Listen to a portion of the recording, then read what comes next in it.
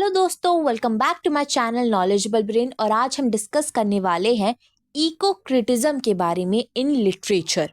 आज हम इसके बारे में समझेंगे, इसका फोकस किस पे रहता है, इसका ओरिजिन, इसके कॉन्सेप्ट और जो मेन क्रिटिक्स है और मेन वर्क है उसके बारे में हम जानेंगे। चलिए बिना टाइम वेस्ट करे वीडियो की शुरुआत करते हैं।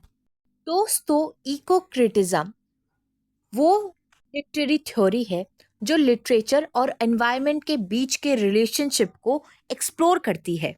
ये दिखाती है कि नेचर, पॉल्यूशन, क्लाइमेट चेंज और ह्यूमन नेचर रिलेशनशिप प्रेजेंट करती है। ये इसका फोकस होता है कि नेचर को लिटरेचर में कैसे दिखाएं, इंसान और नेचर के बीच क्या कन्फ्लिक्ट है, और ये एनवायरनमेंट डिस्ट्रक्शन और इकोनॉमिक बैलेंस की भी बात करती है। यानी कि लिटरेचर जिसमें नेचर, पॉल्यूशन, क्लाइमेट चेंज और ह्यूमन और नेचर का रिलेशनशिप दिखाया जाए। इसका ओरिजिन हुआ था 1978 में बाय विलियम रेकेट। ये कंसेप्ट 1960s में ज़्यादा पॉपुलर हुआ था। शेरिल गेलॉल्ट फेल्टी ने इको क्रिटिज्म को लिटरेरी स्टडी में इस्टेब्लिश किया था 1966 में in editor of ecocriticism reader.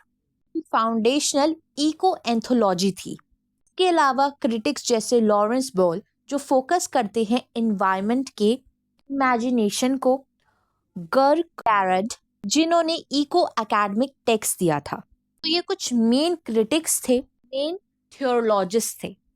अब बात करते हैं इसके मेन कंसेप्ट की और थीम की, जिससे हम आइडेंटिफाई कर सके कि इस लिटरेचर में इको क्रिटिज्म का यूज कर सकते हैं। पहला है नेचर एज कैरेक्टर, यानी कि एक्टिव पार्टिसिपेंट। नेचर को एक बैकग्राउंड में ना रखा जाए बल्कि उसे एज अ पार्टिसिपेंट यूज करा जाए लिटरेचर में।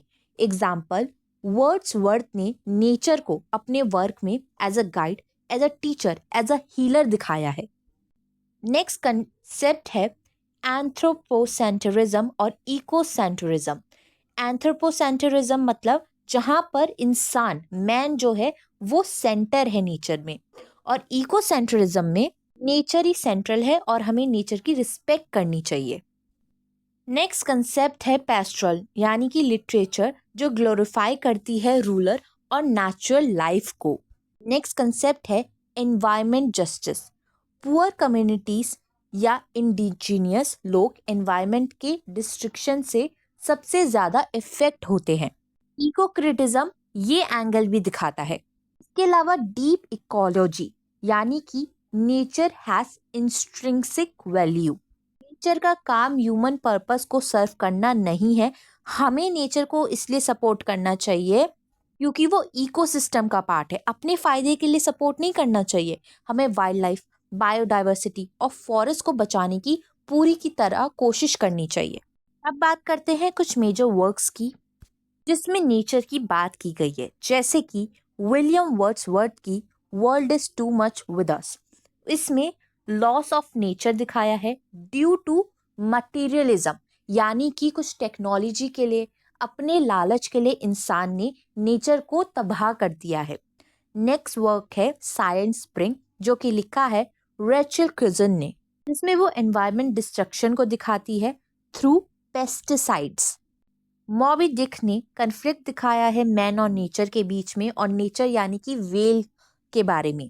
इंसान और वेल के बीच में कन्फ्लिक्ट है। हार्ट ऑफ डार्कनेस में नेचर को एक वाइल्ड फोर्स दिखाई है।